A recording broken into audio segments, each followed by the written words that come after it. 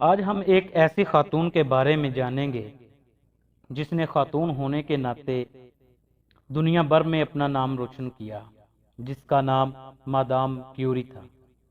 Madame Curie دنیا کی سب سے مشہور نامور خاتون سائنسدان کسی زمانے میں خود کو گرم رکھنے کے لیے رات کو اپنے اوپر کتابوں کا ڈھیر رکھ لیا کرتی تھی۔ مادام کیوری جس کا شمار ان چند خاتون میں ہوتا ہے جن کے نام تاریخ میں ہمیشہ زندہ رہیں گے۔ پولینڈ کی رہنے والی ایک منکسر مزاج اور شرمیلی لڑکی تھی۔ اس نے وہ چیز دریافت کی جسے بڑے بڑے سائنسدان ناممکنات میں شمار کرتے تھے۔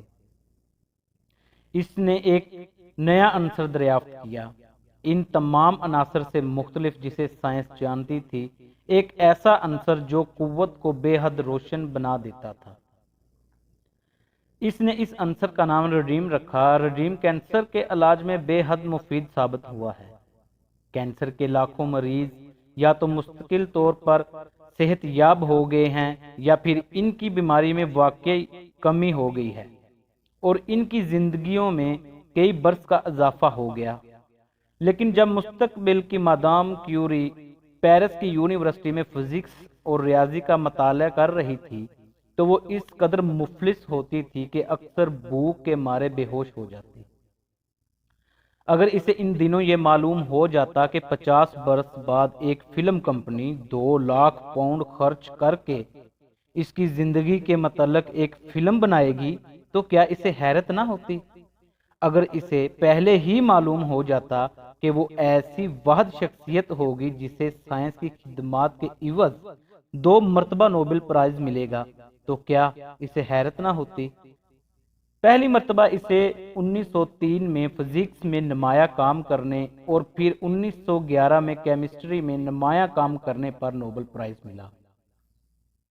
لیکن یہ حقیقت ہے کہ اگر جوانی میں پولینڈ کا ایک خوشحال کنبہ اس کی بےزتی نہ کرتا تو وہ نہ ہی ایک سائنسدان بنتی اور نہ ہی ریڈیم دریافت کر سکتی۔ ہوا کچھ یوں کہ جب ابھی وہ 19 برس کی ایک نوجوان لڑکی تھی تو پولینڈ کے ایک خوشحال کنبے نے اپنی ایک 10 سالہ لڑکی کی تعلیم و تربیت کے لیے ملازم رکھ لیا۔ جب اس کنبے کا لڑکا کرسمس کی چھٹیوں میں گھر آیا تو وہ نوجوان استانی کے ساتھ اکثر ڈانس کرتا رہتا۔ وہ اس کے اچھے آداب اور شاعرانہ خیالات اور ہنسی مزاح سے بڑا متاثر ہوا۔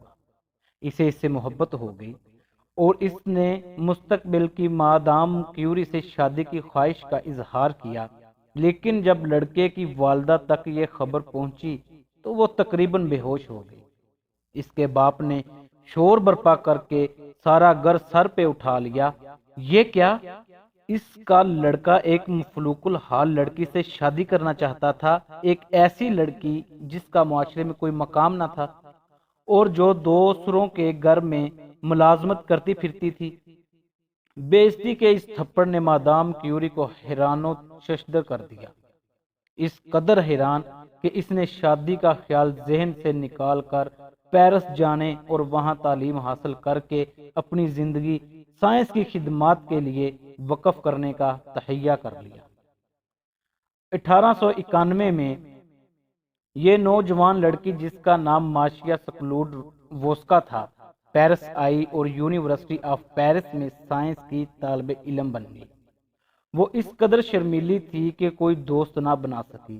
دراصل وہ اپنے مطالعے میں اس قدر محو ہو گئی کہ دوست بنانے کے لیے اس کے پاس وقت ہی نہ ہوتا تھا۔ وہ ہر اس پل کو بیکار تصور کرتی جو مطالعہ پر صرف نہ ہوتا تھا۔ اگلے 4 برس اس نے فقط اس اثاثے پر زندگی بسر کرنا تھی جو اس نے ملازمت کر کے جمع کر رکھا تھا، یا پھر اس کی ماں اسے کبھی کبھار تھوڑے بہت پیسے بیچ دیا کرتی تھی۔ وہ 3 شلنگ روزانہ کے حساب سے خرچ کرتی۔ ان 3 شلنگوں میں کمرے کا کرایہ، خوراک، لباس اور یونیورسٹی کے اخراجات شامل تھے۔ اس کا کمرہ 4تھی منزل پر واقع تھا اور اس میں فقط ایک دریچہ تھا۔ اس میں نہ تو گیس، نہ ہی بجلی اور نہ ہی گرمی کا انتظام کیا گیا تھا۔ وہ ساری سردیاں کوئلے کی 2 بوریوں سے زیادہ نہ خرید سکتی تھی۔ اپنے کوئلے کے خزانے کو بچانے کے لیے وہ اکثر زمستان کی راتوں میں آتش دان روشن نہ کرتی اور بیٹھی منجمد انگلیوں اور کپ کپاتے ہوئے کندھوں سے ریاضی کے سوال حل کرنے میں مصروف رہتی۔ پھر سونے سے بیشتر خود کو گرم کرنے کی خاطر وہ صندوق میں سے اپنے تمام کپڑے نکال کر کچھ چارپائی پر بچھا دیتی اور کچھ اوپر اوڑھ لیتی۔ اس پر بھی اس کی سردی کم نہ ہوتی تو وہ کرسی پکڑ کر اسے اپنے اوپر رکھ لیتی تاکہ اسی کے وزن سے اسے کم سردی محسوس ہو۔ اسے اپنا چھوٹا موٹا کھانا بھی خود ہی پکانا پڑتا، لیکن کھانا کھانے میں جو وقت صرف ہوتا مادام کیوری کے نزدیک وہ ضائع ہو جاتا۔ وہ کئی ہفتے فقط مکھن اور ڈبل روٹی پر گزر اوقات کرتی۔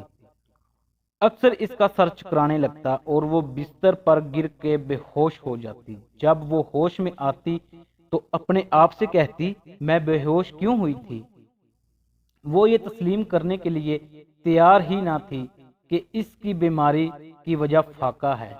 ایک دفعہ وہ کلاس روم میں بے ہوش ہو گئی اور جب اسے ہوش آیا تو اس نے ڈاکٹر کے سامنے تسلیم کر لیا کہ وہ کئی روز سے سوکھی روٹیوں پر گزارا کر رہی تھی۔ لیکن ہمیں اس طالبہ کے حال زار پر زیادہ افسوس نہ کرنا چاہیے۔ یہ طالبہ جسے 10 برس بعد دنیا کی مشہور ترین عورت بننا تھا، وہ اپنے مطالعے میں اس قدر مستغرق رہتی کہ اسے بھوک کا خیال ہی نہ آتا۔ بھوک اسے متزلزل اور اس کے داخلی آگ کو ٹھنڈا کرنے سے قاصر تھی۔ 3 برس بعد ماشیا سکلوڈ-ووسکا نے پیرس میں ایک ایسے شخص سے شادی کر لی کہ فقط اس کے ساتھ وہ خوش رہ سکتی تھی۔ وہ شخص بھی اس کی طرح سائنس کا دیوانہ تھا۔ اس کا نام پاٹری کیوری تھا۔ اس وقت اس کی عمر فقط 35 برس کی تھی۔ اس کے باوجود اس کا نام فرانس کے نامور سائنسدانوں میں شمار ہوتا تھا۔ جس روز انہوں نے شادی کی، ان کی دنیاوی جائیداد فقط 2 سائیکل تھی۔ وہ ہنی مون منانے کے لیے اپنی سائیکلوں پر فرانس گئے، ایک دیہات میں نکل گئے۔ وہ ڈبل روٹی، پنیر اور پھل کھاتے اور رات کو ایسی سراؤں میں سوتے جہاں شمعوں کی روشنیوں سے خستہ حال دیواروں پر عجیب و غریب سائے رینگنے لگتے۔ 3 برس بعد مادام کیوری ڈاکٹر کی ڈگری حاصل کرنے کی تیاری کر رہی تھی۔ فلسفے میں ڈاکٹریٹ کرنے کے لیے منفرد سائنسی تحقیق کی ضرورت تھی اور اس کے متعلق مضمون لکھنا پڑتا تھا۔ اس نے اپنی تحقیق کی بنیاد یہ بید معلوم کرنے کا فیصلہ کر لیا کہ یورینیم دانت میں سے روشنی کیوں نکلتی ہے۔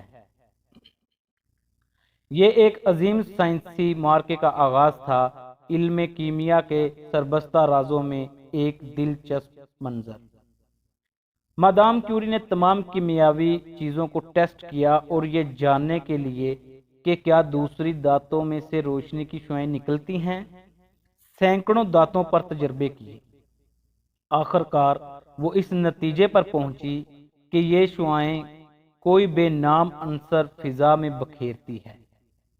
اس نئے پر اسرار عنصر کو معلوم کرنے کے لیے مادام کیوری کا شوہر بھی اس کے ساتھ تجربات میں شریک ہو گیا۔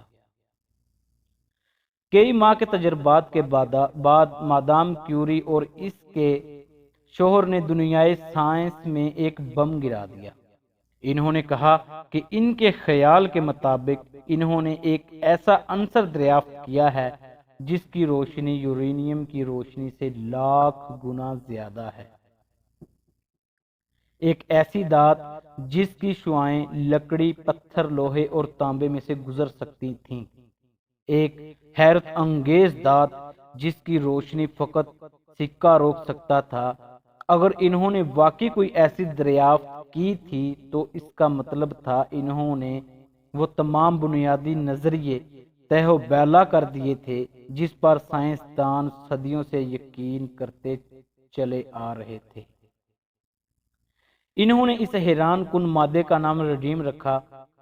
اس قسم کی کوئی چیز پہلے کبھی سننے میں نہ آئی تھی۔ یہ دوسری تمام داتوں کے اس قدر مختلف تھی کہ اچھے سائنسدان کسی ایسی دات کی موجودگی کو مشکوک سمجھتے تھے۔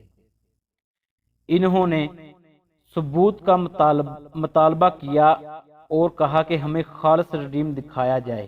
لہذا اگلے 4 برس مادام کیوری اور اس کا شوہر رڈیم کی موجودگی کا ثبوت مہیا کرنے کے لیے کام کرتے رہے۔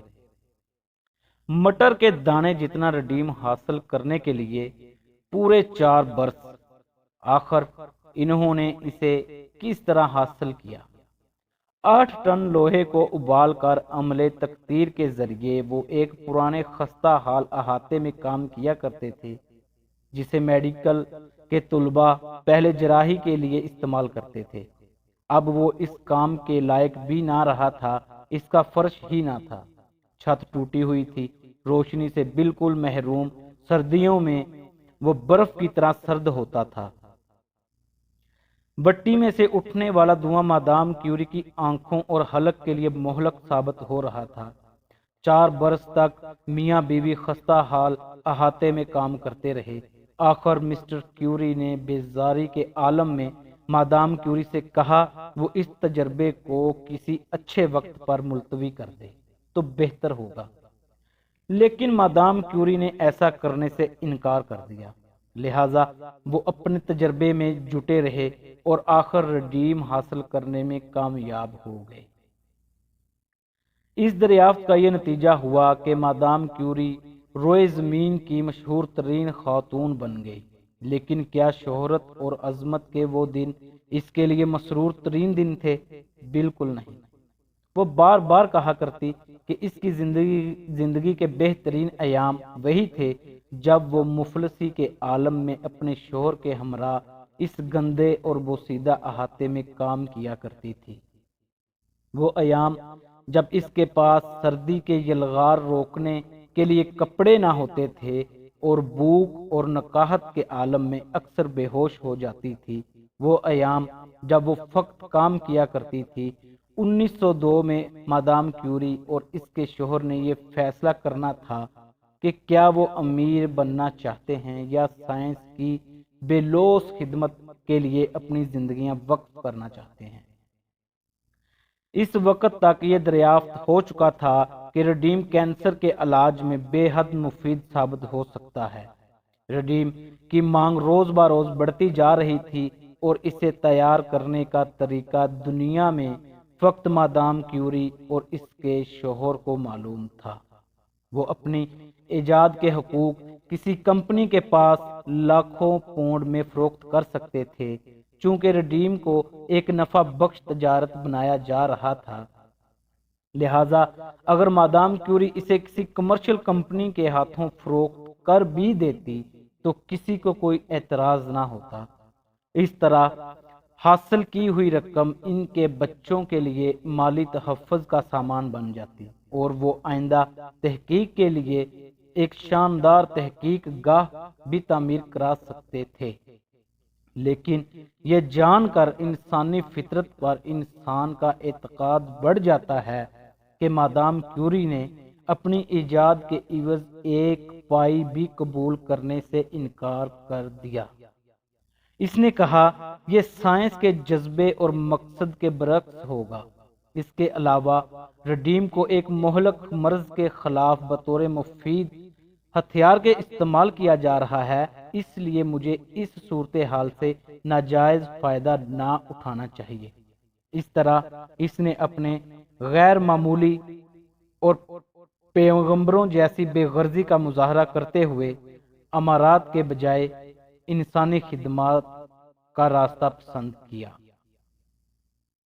پلیز اس چینل کو سبسکرائب، لائک کیجئے گا اور اپنی قیمتی رائے کمنٹ میں دیجیے گا۔ آپ ہمارے ساتھ جڑے رہیے اور ہم آپ کے ساتھ جڑے رہیں گے۔ شکریہ۔ اللہ